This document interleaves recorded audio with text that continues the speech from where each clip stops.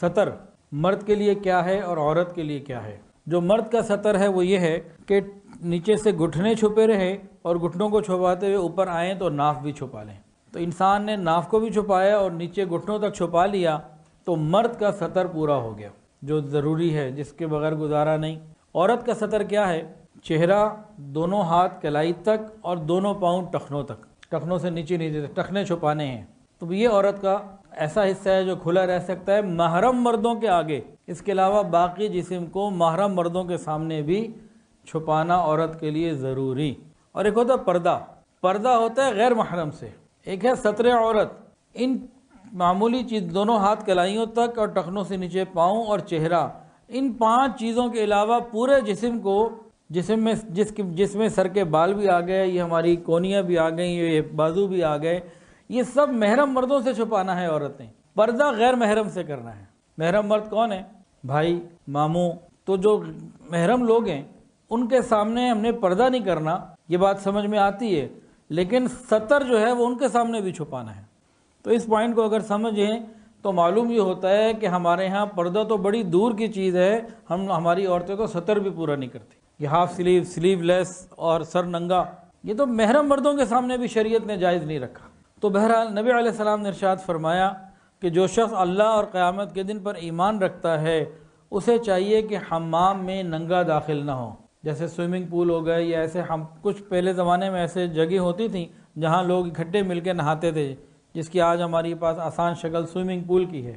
تو swimming pool میں نہانا منع نہیں ہے، لیکن کسی بھی مرد کے لیے ایسا لباس پہن کر سوئمنگ پول میں سوئمنگ کرنا جس میں سطر اس کا پورا ڈھک نہیں رہا، یہ گناہ ہے۔ دونوں کے اوپر اللہ کی لعنت، اس کے اوپر بھی جو ایسے لباس میں سوئمنگ کر رہا ہے اور اس کے اوپر بھی جو ان کو دیکھ رہا ہے، دیکھنے والے کے اوپر بھی، دکھانے والے کے اوپر بھی اللہ کی لعنت، جو سطر پورا نہیں کر رہا۔ یہ نہیں کہ اگلے بندے نے ہی سطر پورا کر رہے، ہم نے بھی نگاہیں بچانی ہیں، ہم نے بھی نہیں دیکھنا، ہمیں بھی خیال کرنا ہے۔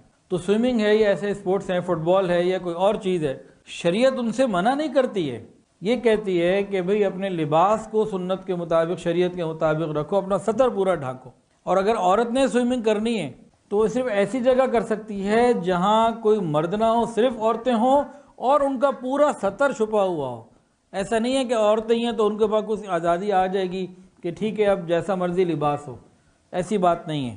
جتنے بھی کھیل ہیں ان میں سطر کا چھپا ہونا یہ ضروری ہے۔ شریعت منع نہیں کر رہی کہ تم نہ کھیلو، لیکن شریعت کے مطابق اپنے لباس کو رکھو۔ شریعت نے یہ کہا کہ میاں بیوی اگر آپس میں ملاقات کرنا چاہیں، ملنا چاہیں، کوئی بھی پاس نہ ہو، تنہائی ہو، رات کا وقت ہو، کمرہ بند ہو، فرمایا تب بھی اپنے اوپر چادر استعمال کرو۔ یہ حیا ہے جو آگے نسلوں میں ٹرانسفر ہوتی ہے، یہ جینز کے اندر ہوتی ہے اور یہ آگے ٹرانسفر ہوتی ہے، اور اللہ ایمان کے ساتھ اس کو عطا فرماتے ہیں، اور مسلمانوں کے اندر یہ موجود۔ اور جو بے حیائی کے ساتھ میاں بیوی ملاقات کرتے ہیں تو وہ بے حیائی پھر آگے ان کی نسلوں میں، اولادوں میں ٹرانسفر ہو جاتی ہے۔ امی عائشہ صدیقہ رضی اللہ تعالی عنہا فرماتی ہیں کہ میں نے پوری زندگی کبھی نبی علیہ السلام کے پردے کی جگہ کو نہیں دیکھا۔ ایک صحابی نبی علیہ السلام سے مسئلہ پوچھنا ہے، عثمان ابن مظعون رضی اللہ تعالیٰ عنہ، پوچھا کیا بیوی کو اپنا سطر دکھا سکتے؟ فرمایا کہ ہاں گنجائش تو ہے۔ تو عرض کیا یا رسول اللہ مجھے تو بڑی حیا آتی ہے۔ تو صحابہ کرام کی تربیت آقا علیہ السلام نے ایسے فرمائی کہ ایک ایک صحابی حیا کا کامل نمونہ تھے۔